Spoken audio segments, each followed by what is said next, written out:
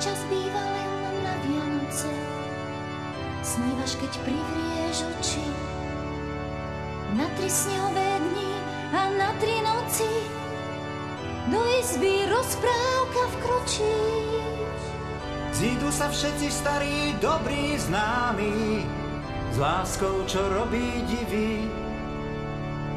Aspoň na chvíľu stretnú sa s nami, Dobrý a spravodlivý. pod vianočným stromkom nech každý s každým je kamarát. Pod vianočný stromček pozvi si tých, čo máš rád. Pod vianočným stromkom nech každý s každým je kamarát. 15. decembra hlavná sála okruhového domu armády v Trenčíne doslova praská vo švíkoch. Dnes je tu deti ako smetí a všetky čakajú, kým sa začne rozprávka Vianoc, tentokrát jubilejný 20. ročník. Nesneží a nesneží. Martin na bielom koni ako si opäť zlyhal a tak tú správnu atmosféru museli doladiť rôzne svetelné efekty, vianočné stromčeky a najnovšie pyrotechnické finty. A aby decembrová idylka Vianoc bola úplná a dokonalá, v žiari trblietavých svetielok začal padať sneh. Netrpezlivé očká detí sa samozrejme upierali na účinkujúcich. Hneď v úvode divákov zaujala tanečná skupina Aura Dance a samozrejme čarovná guľa. Práve z tejto rekvizity moderátori postupne žrebovali pre deti tie najúžasnejšie ceny. Prvá Miss Slovenskej republiky Karin Majtánová sa dokonca priznala s tým, že detstvo prežila v Trenčíne. Spoločne s majstrom N, nekorunovaným detským kráľom, vytvorili úžasný moderátorský tandem. Vy ste, tak povediac, na domácej pôde spoločne s Fínskami. Tak čo poviete? Jubilejný vyšiel? Ja si myslím, že áno, aj podľa reakcií publika sa to ľuďom páčilo a robíme to samozrejme pre ľudí v prvom rade. Takže keďže bolo standing ovation, ako sa hovorí v našich showbizových kruhoch, tak si myslím, že sa to páčilo. Ja som spokojná. No a keby ste mali takú čarovnú guľu doma, čo by ste z nej vytiahli deťom? Zdravie a pre nich samozrejme, ale aj pre mňa ako pre ich mamu, pretože si myslím, že patríme k sebe. A potom aj trošku šťastia, pretože ja hovorím, že aj na Titaniku bolo veľmi veľa ľudí zdravých, len nemali to šťastie. A také tie banality, ako sú hmotné darčeky a všetky iné veci, si človek pri tom zdraví a šťastí z času na čas môže dopriať, takže všetko ostatné by prišlo na rad až potom. Zaslúžený aplauz na otvorenej scéne zožal aj Vašo Patejdl, s ktorým publikum spievalo jeho známe evergreeny.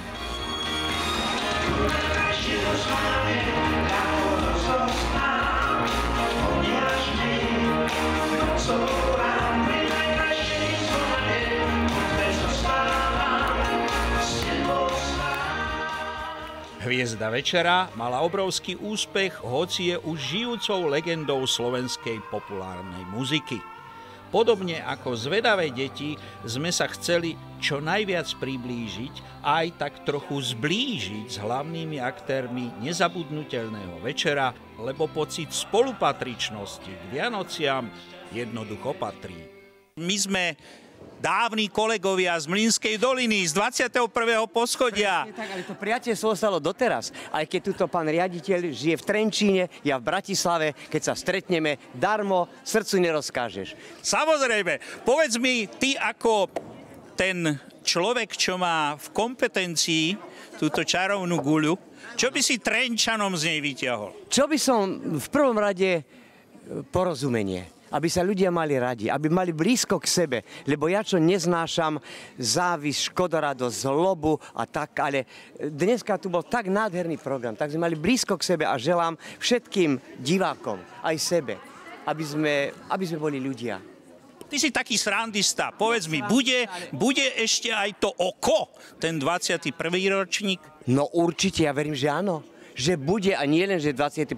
aj 37., 96., 58. Všetky. Takže ja sa teším na každé stretnutie. Povedal som, že v dnešnej dobe stretnúť normálnych ľudí, to je sviatok. A dnes ten sviatok v Trenčíne mám.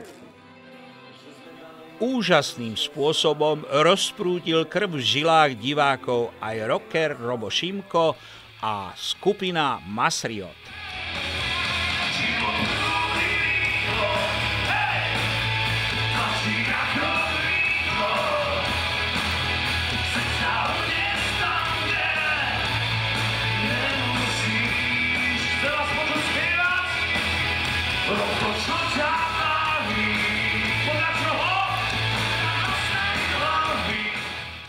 No samozrejme, deti najviac zaujímalo to, čo im nadelí majster N a Karin Majtánová z Čarovnej gule. Tereske, blahoželáme, môže si sadkať. A keby si to nechcela, Tereska, Peťo, keksičky, tak tu... Ale poď sem, majster. No. Ty len nechaj, deti mali šťastie, sú odmenené. A neboli to darčeky hociaké. Šťastlivcom sa ušli megaplišové medvede, počítače, ba dokonca bicykle. Svižná interaktívna show, plná prekvapení a výnimočných speváckých výkonov, postupne gradovala. Svojou univerzálnou umeleckou vybavenosťou zaujal najmä Peter Hečko, či už pri solových vystúpeniach, alebo v skupine Hefa. Ak som dobre registroval, boli ste v úlohe speváka, gitaristu, hrali ste na ústnej harmonike a popri tom ešte to aj režírovali. 4 úlohy naraz. Ako sa to dá zvládnuť? Tak dá sa to zvládnuť, keď tomu rozumiete. Treba mať na to asi talent, ako bez toho sa to asi nedá robiť. A treba mať hlavne, si myslím, to srdce pre tú muziku a pre tie deti a pre všetkých tých, ktorí tú kultúru robia. Tak sa dá asi robiť aj tá réžia popri tom muzikantstve. A samozrejme tá dramaturgia, ktorá je súčasťou tej práce, tak vychádza z toho, že musíte teda mať nejaký ten cit ako hudobník, ako aranžér, čo teda ja ako pracujem ako aranžér a hudobník, takže nejak takto sa mi to darí. A ten celkový pocit, končilo to ako vždy takými spontánnymi standing ovations? No tak strašne sa teším, pretože ten potlesk to je najväčšia odmena za tú ťažkú dlhodobú prácu, skutočne celoročnú. A vlastne, keď sú ľudia spokojní, a keď sú diváci spokojní, keď sú deti spokojné, tak sme aj my spokojní, pretože pre nich to robíme. Svoje minúty slávy si vychutnali aj domáce Twinsky. Srdcia divákov potešili nielen výnimočným spevom, ale aj tancom. Opäť raz potvrdili svoju profesionálnu zrelosť a talent, ktorý zažiari aj v tých najprestížnejších projektoch svetovej úrovne. Jednoducho na pódiu sa cítia ako ryby vo vode. Dámy, vy ste druhé najznámejšie dvojičky na svete. Ja som bol v New Yorku na tých, ktoré kedysi ešte existovali, ale teraz už vážne. Ako sa vám spieva tu na domácej pôde? Spieva sa nám tu absolútne fantasticky, pretože tu na Slovensku sme doma a konkrétne ešte tu v Trenčíne sme dvojnásobne doma, pretože tu bývame, ja už asi 3 roky a Veronika 4 roky. A samozrejme je to veľmi príjemné, keď aj v hľadisku niekedy uvidíme známe tváre kamarátov.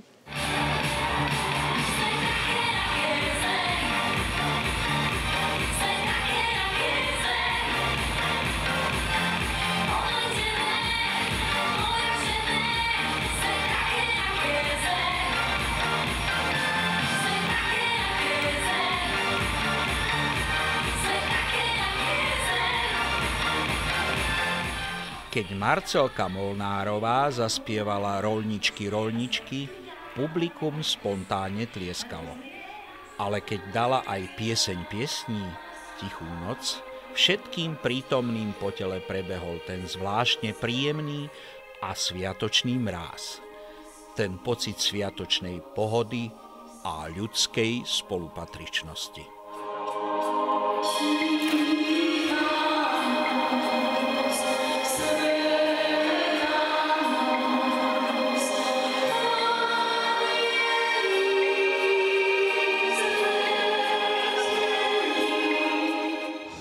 finále v tejto nádhernej atmosfére a hudobná bodka celého programu patrila vám. Aký máte pocit z tohoto rozdávania šťastia, radosti, plným priehrštím deťom? Ja si myslím, že keď človek dokáže trošku rozdať, vtedy sa on cíti najbohatší a najplnší toho, asi najvrúcnejšieho citu k tým ostatným. Boli tu nádherné malé deti, ktoré so mnou spievali a ja vám poviem, že skákali po mne, vešali sa na mňa, zamilovali sme sa vzájomne do seba. Toľko lásky, čo tie deti vedia dať. Keby sme my dospelí vedeli toľko rozdávať každý deň a nie len dnes.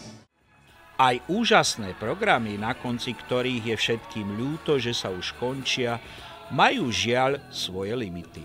Ekonomika jednoducho nepustí a preto sa robia z roka na rok ťažšie a ťažšie. Potvrdila nám to aj producentka tohto výnimočného projektu pani Ditka Kmeťová. Pani Ditka, produkovať takýto, povedal by som, super obťažný projekt 20 rokov, to už širák dolu. Ale divákov zrejme bude zaujímať to, či to bude ďalej, alebo či s tým, ako pri tej jubilejnej 20-ke, ako sa ľudovo hovorí, praštíte. Tak samozrejme, že odosy sú vždy veľmi priaznivé a dožadujú sa, aby tie gala programy ďalej sa konali. Takže uvidíme, závisí to od mnohých okolností, hlavne od tých partnerov, sponzorov. Takže touto cestou vyzývam partnerov aj sponzorov, že ak by chceli teda podporiť tento projekt, môže ďalej pokračovať. Je to veľmi náročný projekt, pripravuje sa minimálne pol roka, aj finančne náročný, takže určite budeme robiť rozprávku Vianoc, pevne verím, ale ešte neviem presne, či v Trenčine alebo v nejakom inom meste na Slovensku. Umelci, ktorí rozdávajú ľuďom smiech, zábavu, pocity šťastia, lásky a blízkosti, sú samozrejme aj partnermi a rodičmi, ktorí chcú dať deťom vždy to naj. Neveríte? Tu je kytica sviatočných želaní, ktorá to počiarkuje. Čo by ste zaželali deťom? Hlavne v prvom rade zdravie, aby boli šťastné, aby ich iskričky v očiach stále žiarili, pretože to je najvďačnejšie a najúprimnejšie stvorenie. Veľa zdravíčka, nech majú nádherné pokojné sviatky v kruhu svojich blízkych. Áno, aj do nového roka, presne ako si už povedal, aj zdravie, aj to šťastie, aj tá láska. Ja viem, že to znie možno ako klišé, ale predsa len to sú najdôležitejšie veci. Takže ja nebudem nič iné prijať, lebo hlavne keď je človek zdravý, tak má najviac, čo môže mať. A ja, vážení Trenčania, všetkým, ktorí tu neboli, môžu ľutovať, želám veľa zdravia, šťastia a pokojné, príjemné sviatky. Pekný deň.